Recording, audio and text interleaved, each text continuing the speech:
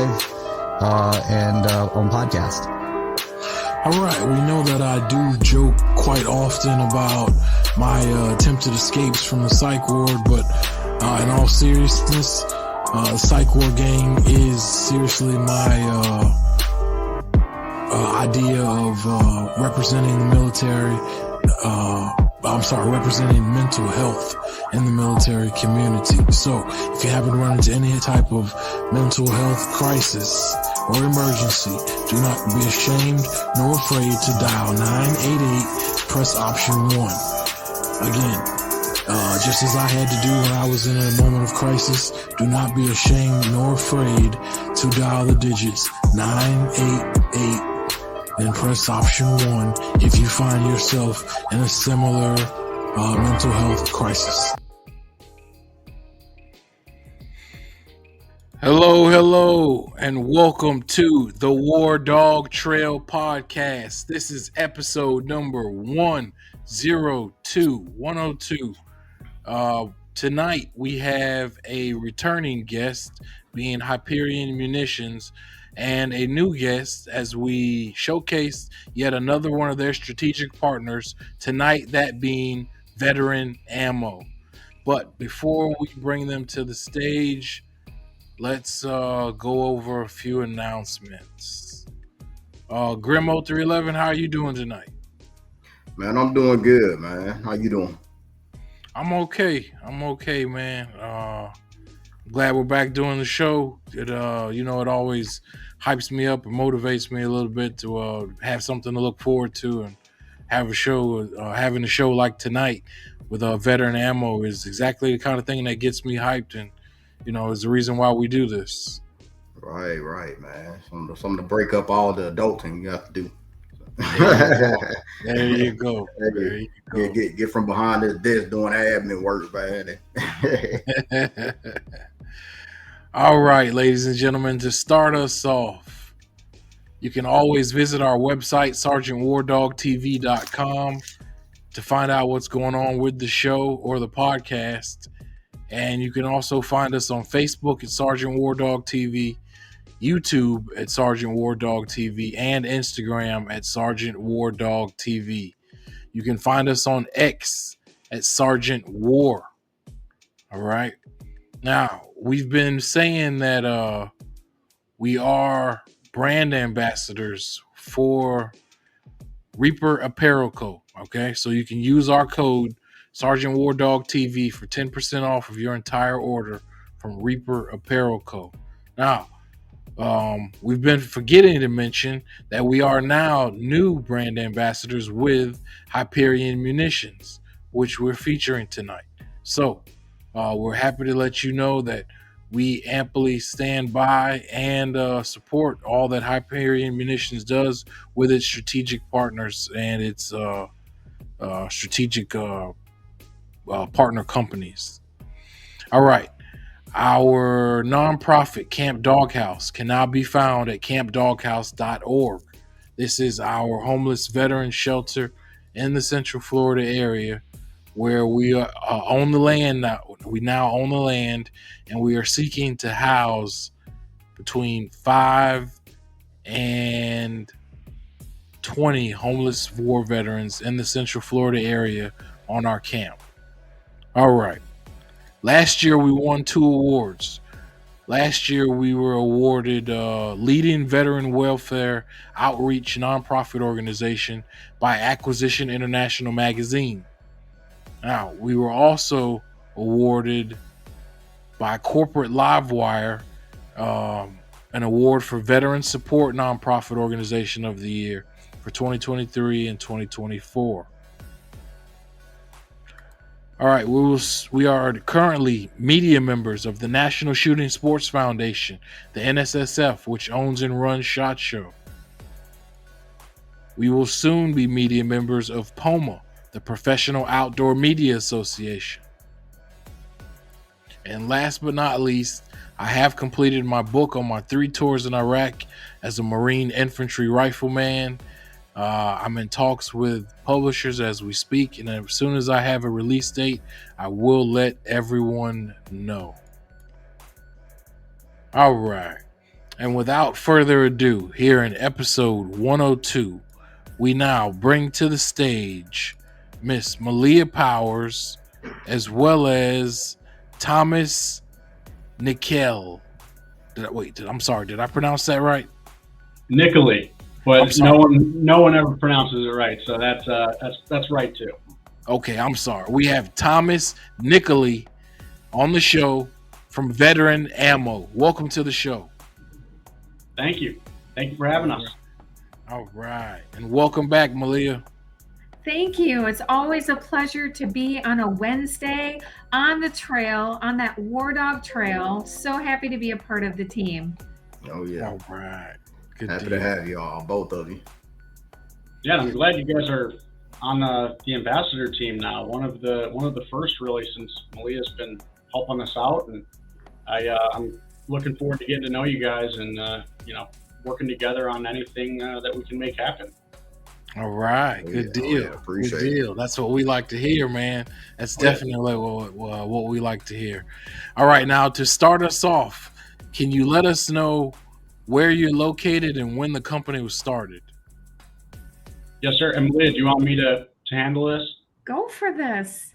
Okay, so Hyperion Munitions, we are located in Largo, Florida, which is about 35-40 minutes west of Tampa. And at this point, we are into our 9th year of operation. And Veteran Ammo was the flagship of Hyperion. So 9 years ago this year, Hyperion and Veteran Ammo got its start. Good deal. Good deal. All right. Now, as an ammo manufacturer, I just want to ask you right off the bat, is it difficult being an ammo manufacturer when you have to deal with the ATF, bro? Honestly, not as bad as you might think, especially because our president, Dane, does a heck of a job at not only running the company in a sustainable way and doing things that aren't too aggressive that might put us under. That's how we've been able to grow for 9 years. But when you operate how you should, and it's not that difficult, the ATF only really gets involved, I think, once in a while to just do an inspection, make sure things are set up the way they're supposed to be. And even then, I don't think that's really their realm. I did meet one agent there that was like, I'd love to, come by and tour the place after they had called to do a quick check on some of the ammunition that we had made that wound up with them. So usually we just have to answer the phone for them.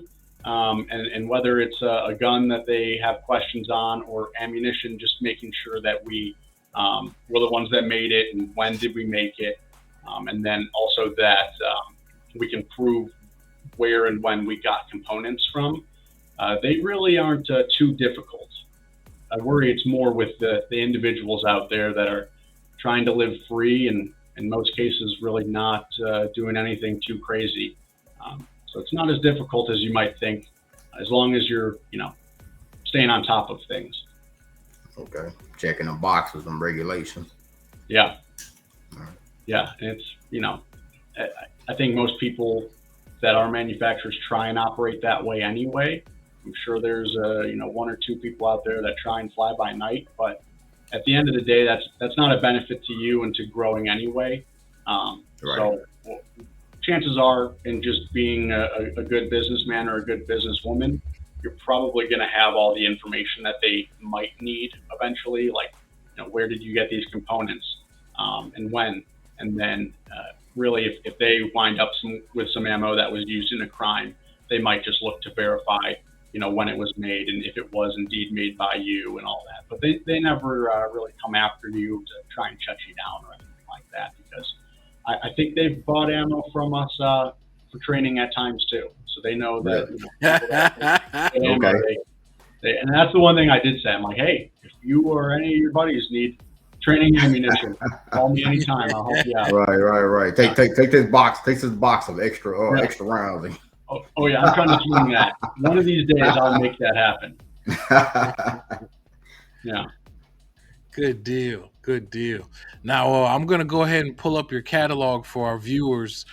Can you talk about the different ammo and different weapon types that you're able to supply ammo for? Yes, sir. Absolutely. Yeah.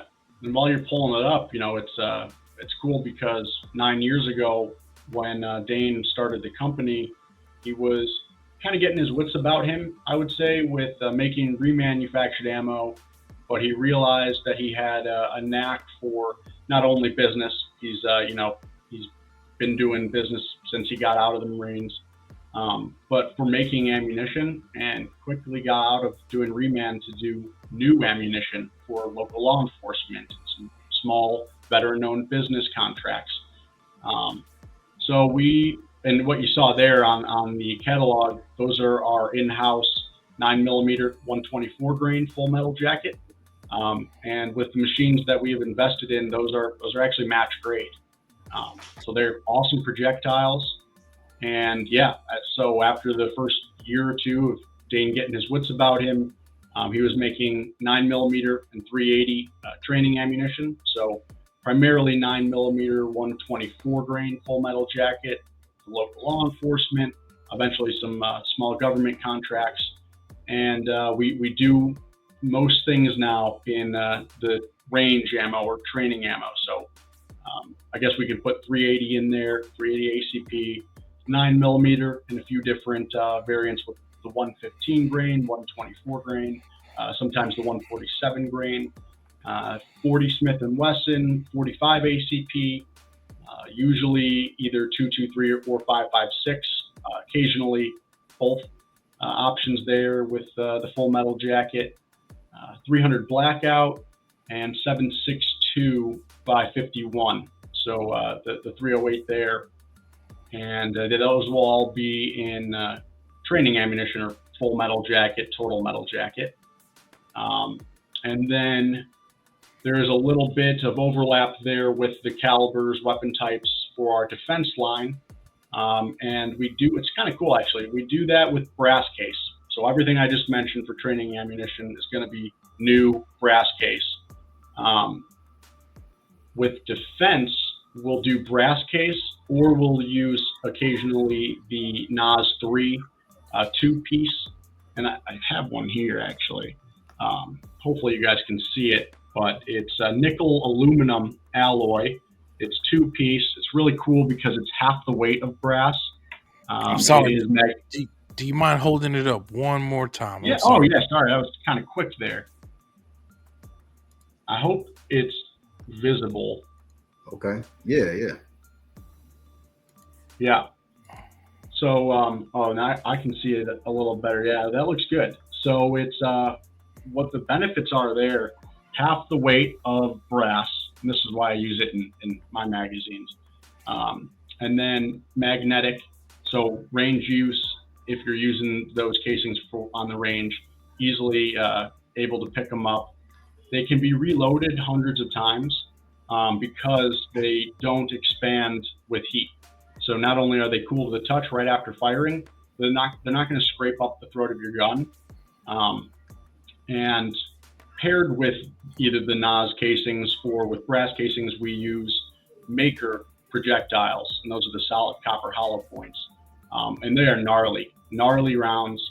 I wish I had some pictures of the gel blocks or even a gel block, but we'll eventually get you guys some of those. And if anyone's ever interested in seeing those tests, we can show them. But Maker makes some really gnarly projectiles there. And we do that, the defense rounds, either brass case or NAS case, in 380, 9mm, 40, 45, 5.56, and 300 blackout. So we have a good offering there. And then piggybacking off of that with Maker projectiles, we also have a hunting line. And I have some here. I could probably open it up. But this is our hunting line, 30-06, good old Americana caliber. And those use, let's see if I can open her up. Those use the Maker T-Rex. I don't want to cover the tip up, but Okay. Nice. Those are the tipped rounds there. So basically, in this solid copper minus the poly tip. So the T-Rex are great for hunting, and just like essentially it's the solid copper hollow point with the polymer tip in there, so they open up real good. And we do 270, 30-06, 300 Win Mag, 308, and 6.5 Creedmoor. And those we don't do as often as we do everything else because, you don't need too much ammo when you're hunting, but it is some of the definitely the highest quality hunting ammunition that you can get out there. And then shot shell as well, which we have missed out on for the past few months, trying to get more sourcing of components done and figure all that out. But we are now, expanding away from just 12 gauge and 410. Going to add in 20, and we're going to add in a waterfowl line using steel shot. So with that, we'll do the 12, 20, and 410 with some birdshot options and with some slug options as well. This is what ours look like here. The veteran logo on there, which looks sweet. Yeah. Nice. I didn't realize you all did shot shell. Okay, that's nice. Yep. So we got the 410 slug, and usually we'll have 410 birdshot as well, but that always sells out super fast, and then the slug does too. So yeah, we really have come in the past 9 years a long way from just making 9mm training ammunition all the way up to all of the main calibers for training, range use, defense, and then hunting as well. Okay. Now for the 12 gauge, you said you do the defensive round slugs and stuff. Yes, sir. Yep. So we have slug, and see if I can take a look there. Right. Got the slug in it. It's a 1 ounce rifled slug. Oh, this one has a good veteran on there as well. Nice. Veteran ammo. Okay. Yep. So we'll do slug and buckshot as well. Usually the I think it's number 4 buckshot or something. I don't have any on my desk here. I can't remember because the last time I was around when we had buckshot, it was either number 2 or number 4. But yeah, yes sir, we do the defensive rounds for that and the 410 as well. I believe actually the 20 gauge will only be the game rounds or target rounds. We might expand. We'll probably expand into doing some slug there as well and buckshot as well. But for right now, what we're going to be bringing in is going to be primarily for hunting. Some 20. Okay. Now you all are you able to order in bulk from Hyperion, or are you all just kind of do like the smaller, like 50 round, 20 rounds? Yeah. I would say so. We don't, from Hyperion, we don't sell retail. But there are plenty of online retailers that are buying our bulk. So the way we package it is either going to be a 500 round bulk box, a 500 round ammo can, and then 1,000 round cases of 50 round boxes. So typically our online retailers will carry all 3. Sometimes they know their market a little bit better and they like to carry bulk and 50 round boxes. And I say bulk box, it's a cardboard box. I have one right here.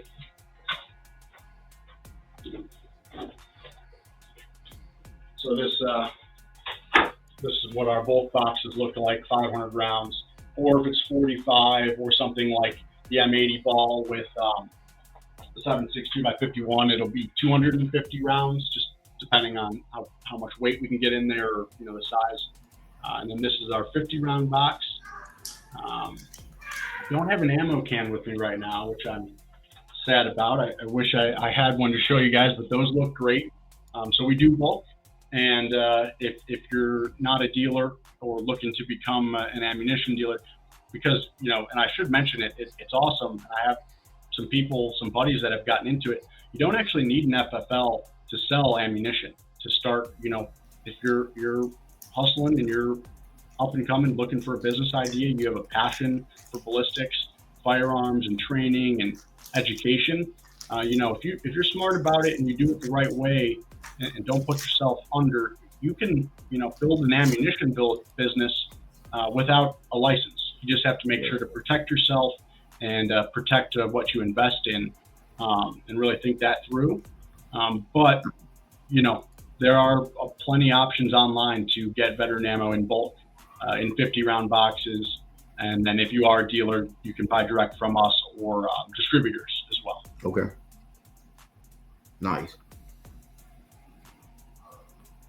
Now, we have a visual of a machine from your warehouse. Do you mind talking about that at all? Yeah. No, I don't actually. So this machine we have upgraded since then. So that's one of the old, it looks like 9mm. Yep. So that's an old 9mm loader. And since then, that was back when the operations here were much smaller. And we still, I believe we have that machine, but we have 6 Ateshis, big orange loaders. Those are awesome. They do, a heck of a lot of volume. And then I think we have 8, it's either 6 or 8, I can't visualize right now, Mark 7 loaders, which are, they're circular. So essentially what that machine there is doing, the Mark 7 does in a circular fashion. And that actually might be a Mark 7. I have to check.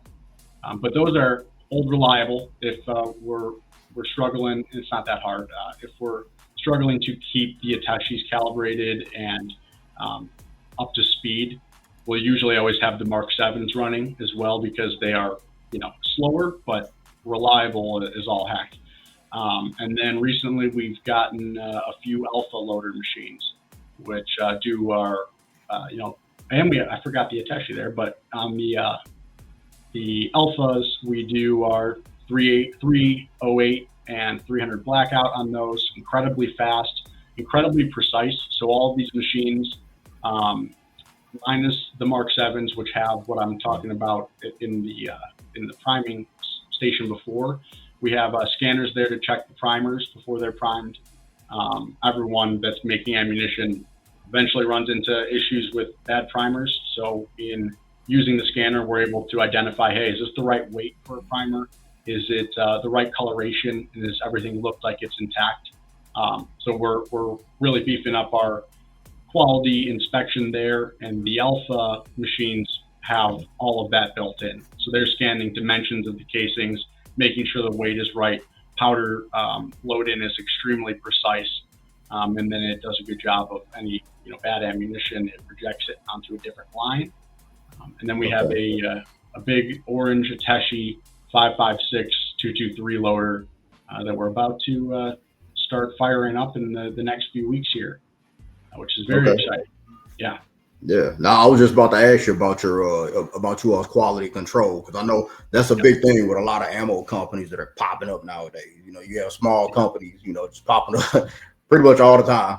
Yeah. But their quality control, that's a big thing, especially when you have a lot of shooters nowadays who are getting into USPSA, IDPA, and they're looking for really good ammo.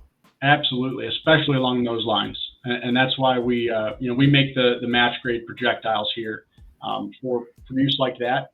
But it's funny because I'm not talking about the man or woman that's making a couple hundred rounds in their garage, but even them, a lot of times the smaller the company, the more they care about the quality, and everyone cares about the quality, but the more it's on the line for them. Yeah. So they are, as much as they can be, scrupulous about making sure everything is loaded properly, everything is, gauged properly. But no one in the manufacturing industry can get away from receiving components like primers, especially, that are, inert or hard, and you don't know that until it's too late. And all you can do from there is, something we do. It hasn't been a big issue ever across the 9 years. The one time it did happen, we make sure that our customers remain happy. So we'll replace that ammunition. A lot of times, the bigger you get as a company, you say, hey, it is what it is. This happens, and buy more ammo. It'll be better next time. But we know being more mid-sized, trying to get to that, much bigger status and name brand recognition. We know we need to keep everyone happy, and that's what we should do anyway.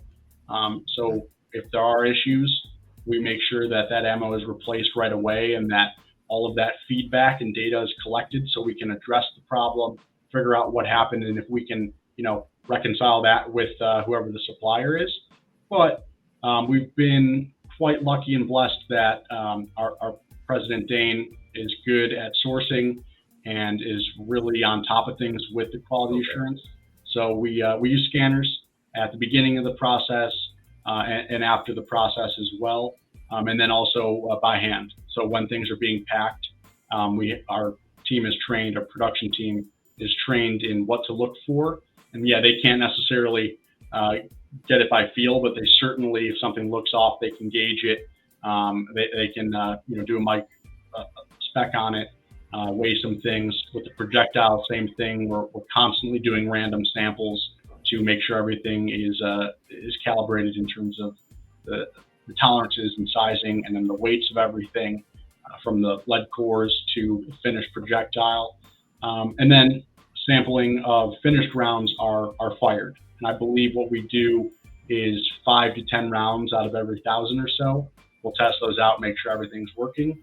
I'm always weary of sending bad ammo out there. It rarely happens, but Hyperion and Dane and Making Better in Ammo has certainly built a reputation with different government groups and local law enforcement for making ammunition that is going to work how we expect it.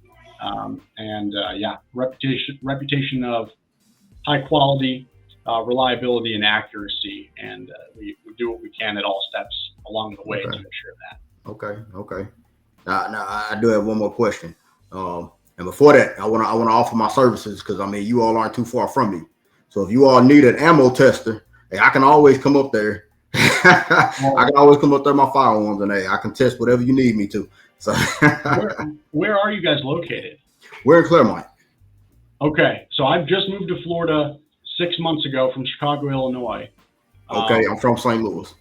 Okay, cool. Okay. All right, Midwest. I'm glad I'm not the only one here, because I wouldn't mind it either way. I love every minute of being out of Illinois. I have some family there still. It's a town that raised me, but every minute of being here in Florida, I'm grateful for. But you guys, you're going to have to come out one of these days. And, we don't have a really, traversable or movable range, but we do have a range in the back that we can shoot some stuff. And it's rated for just about anything. We've shot 50 BMG through it and full auto all the time. Really? I shouldn't say all the time. We're not wasting things. If Dane sees this, we don't waste ammo. You don't want to tell. It is a good way to batch test things. That's for sure. So you got to come out sometime, and we'll definitely use the range in the back and get you guys to do a tour around everything and give video anything, to go over some more things in depth. But I'd love to have you out. And, we'll make a fun day out of it. Okay. Yeah, we appreciate that. Yeah. So how much? So from what I understand, you all have been doing a lot of growing. So how much, if you can tell me the numbers? I don't know if this is kind of like a tricky question, but how much ammo are you all producing daily? Things, but yeah.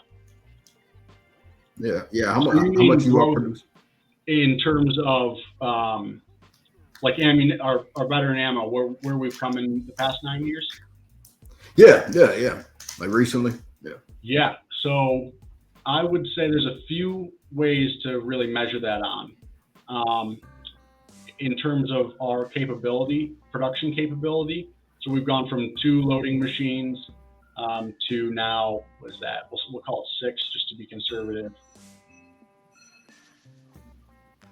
15 loading machines in the past 9 years. And from that, I would say 8, or maybe we'll say 6 to 8 of those have been in the past 2 years.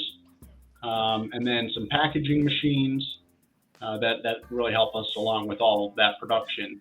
So we've gone from 2 to 15 loading machines.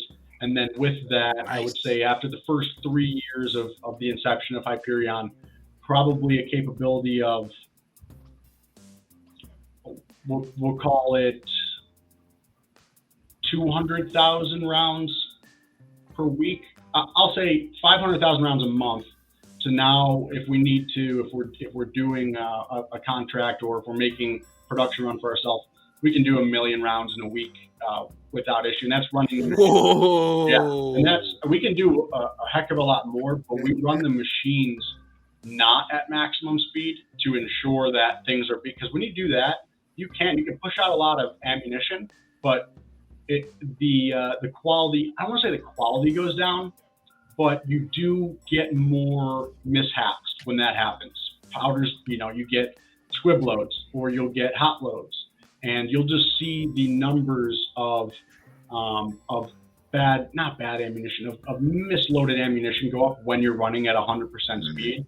So we run at something like 80%, and with that, can easily do 1 million rounds in a week. When we're running hot, and then projectiles is like, it's probably closer to 5 million projectiles in a week if we are running constantly, but we usually keep it to about 1 million. Yeah. Okay. Yeah, and then yearly totals, I don't know, what Dane was doing. It was still probably a good amount, because I don't want to say he wouldn't keep going, because he really has a passion and a knack for what he does in this. But he had to have a reason to keep going. So back when he was first starting, I would guess, a couple million rounds in the year, we can call it, to this year will definitely be our biggest year. And I don't want to jinx anything, but, we've probably already done what we used to do in a year in the first 2 months, with, a couple million rounds of ammunition, and have the capability to do a lot more from there. So if you're out there and you hear this, and you're walking into your gun shop, or you're looking at your trusty site and they don't carry veteran ammo, feel free to tell them, hey, we want to support the veteran-owned businesses that, especially Hyperion, that's making the best quality ammo out there. And I'm not buying from you until you get it in there. Right. we can handle the capability to get every single ammo dealer out there with enough ammunition of what they need. All right. We can handle it. Good deal. Yeah. Really good. I like to hear that. And hey, it's an honor for me. I can't necessarily say I helped build any of that. I'm doing my part now to make sure that we stay around and get the name brand recognition out there, and I love doing customer service. I give every person that I sell ammo to my cell phone number, and they are allowed to call me anytime. They know that. And I truly believe that's important. I've learned from some role models at some of the biggest companies. That's what their salespeople do. So I do that. And it's, I think, really an honor for me to work for veterans. I know I said this before, and I always thank you guys for your service, because I didn't go down that path. I wanted to, was talked out of it. Now I'm blessed to look at it like, hey, I'm still here. And I'm sure you guys have buddies that's not the same case for. So for me to be able to be part of something that's been in the right direction, doing things the right way, and now I get to do something to help it grow. It's an honor, and I'm blessed. I don't want to be anywhere else. So. Right. Okay. Good deal. Right on. Hey, right on. We appreciate it. Hey, Hyperion Munitions, I know they appreciate it as well as Veteran Ammo. Yeah. Right. Can I ask one final question? I just want to know, in terms of popularity, I guess it's almost like a 3-part question, as far as training ammo, hunting ammo, and so self-defense. And self-defense or competition. Could you tell us which of your rounds are most popular for each category, for self-defense or for military, tactical, or? Absolutely. Yeah. And so I don't know if this is so obvious, but the training ammunition, the range ammo, is definitely the most popular overall. People are going out and shooting more rounds, practicing, and they are, in some cases that is your defense ammo, something like 7.62 by 51 or the 308. If it's not hunting specific, that is going to be used if that's your defense gun and on the range. Now from there, excluding and including shot shell is very popular, and it's used for target trap and skeet clubs or hunting, and then also for defense. That they're all interchangeable there. That's very popular, but we can kind of separate it from the rest. I would say for training specifically, 9mm, 45. I want to say 40 because I carry 40, and I'll fight it to the death with people that say, "Oh, when the FBI dropped it, it's because of this, and 9mm is just as good, if not better." Also, people got to remember that, and it's good in those groups hiring more women, because women are badass, and with them hiring more desk jobs, people that aren't necessarily cut out for rigorous shooting, and everyone is. People weren't really able to handle the 40 in a way that they felt comfortable with follow-up shots. But in growing up, my uncle said, here's a 40. If you can get used to this, 9mm will be no problem. Yep. So I like the 40, and I like our 40 because it's not too bad. And then we're some of the best 40, but I always say, even if you have the worst 40 Smith & Wesson ammunition, it's still going to be just as good as the best 9mm, if not better, in terms of ballistic testing. But 9mm really has come a long way ballistically, which is cool because it helps that many more populations of people be comfortable and confident with firearm. So that's awesome. But I don't think 40 will ever die. That being said, 9mm, 45, 5.56, and the 7.62 x 51. Those are the most popular for the range ammo. If I had to pick just one, it'd be 9mm. By far, that and 5.56 are the most popular. And then defense ammo, it's all. You know what? It's weird. Now that I think about it, I wanted to say that they're all kind of even there. 9mm is very popular with our maker projectiles, the solid copper hollow points. And I actually have some here. We're going to be switching up the packaging to this is the 5.56 clam tainers, they're called. I'm not surprised. I'm weird like that. I want to say I'm not surprised, but I am surprised that this isn't the best for retail packaging, even though it is packable. But apparently people want us to switch back to the printed boxes, which we're fine with doing. We just thought it looked cool, and they are cool. And then this is the 9mm here. Get a good view on it. Okay. Right. Nos case stuff. Yeah, they stack just fine, but people want the printed boxes back. It's 9 and 5.56, but the one that stands out, what I was saying, 300 Blackout in our defense line is very popular for defense, but also for hunting. I found out that 300 Blackout, the subsonic, so the 200 grain, is becoming a very popular hunting round for deer and then obviously hogs. And I'm a big fan of the subsonic rounds for home defense over 5.56, something that's cooking at like 3,000 feet per second or high 2,000s. You get something that's going to be into the low to mid 1,000 feet per second. And coming from Chicago and anywhere, you always have to worry about what's behind that wall. It doesn't stop at the wall. So 300 Blackout is not weirdly, but noticeably popular in that defense line because of, I don't have any, because of the fact that it's used for hunting more and more these days. So I love that. And then going from there, I didn't forget anything, I don't think. I would say 9mm. No. Blackout. Yeah, Going into the hunting, if we go to shot shell, I would say the number 6 shot and the slug is probably the two most popular out of those. A lot of people still do use the 7.5 shot, but 6 is super popular for that upland bird, and then sometimes for the target use. Slug as well, not for the bird, but that's the two popular there.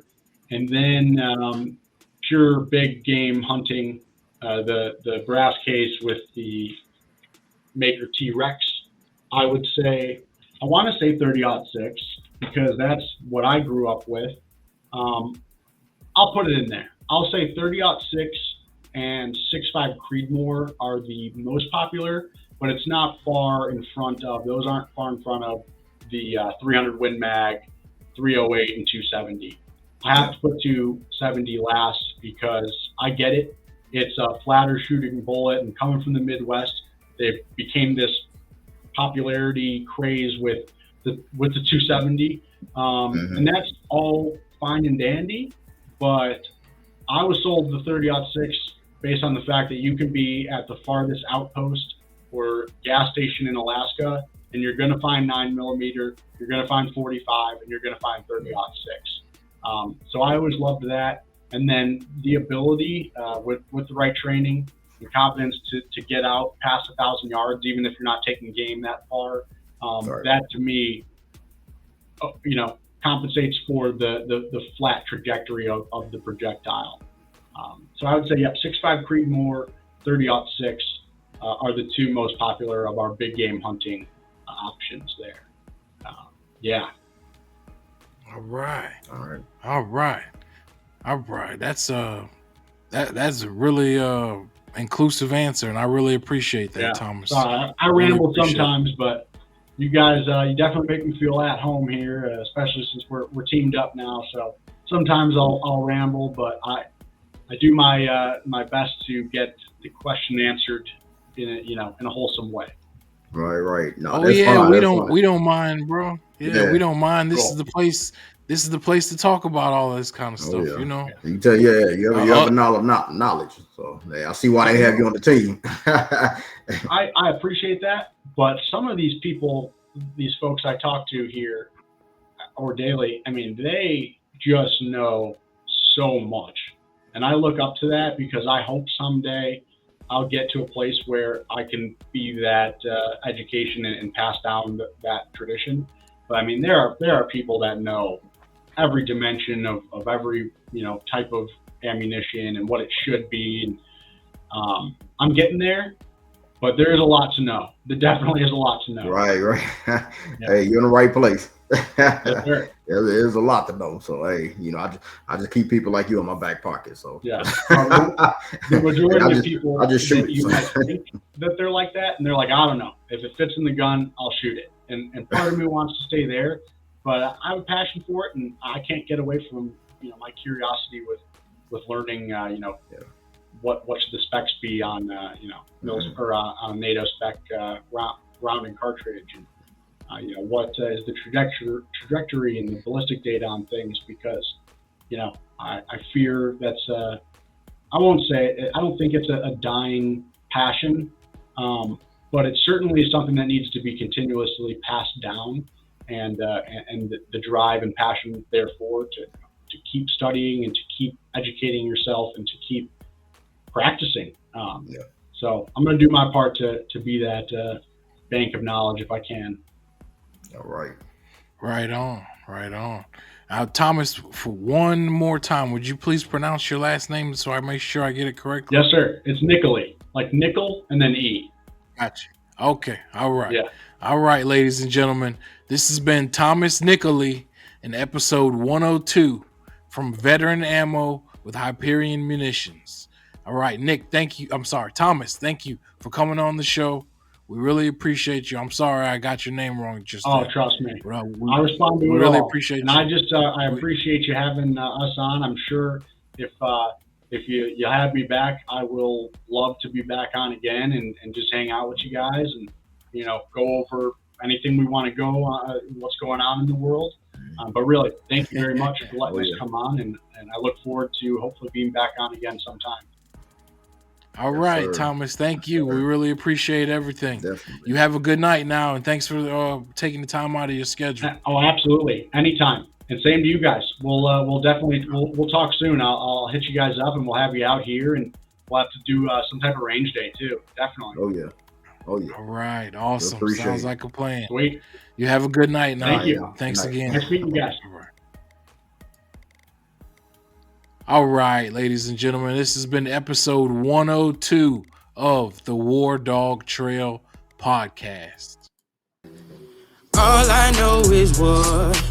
All I know is shoot. All I want is more, but I got some things to do. I'm a dog of war. Hell's what I've been through. I'm a dog of war. I did it all for you.